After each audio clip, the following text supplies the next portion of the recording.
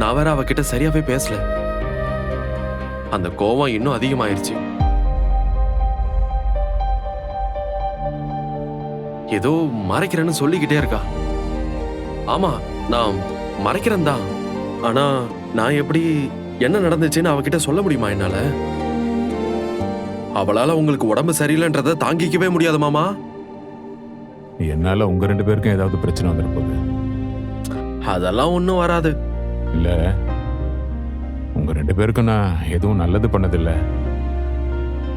கெடுதல் பண்ணிடுவணும்னு பயமா இருக்கு. எங்களை பத்திலாம் நீங்க யோசிக்காதீங்க, பாத்துக்கலாம். நீ ரொம்ப நல்லவன் கதிர. எங்க அப்பா வளர்ப்பு அப்படி மாமா. அதான் நீங்களே ஒத்துக்கிட்டீங்களே. உங்க அப்பனை பத்தி பேசாத.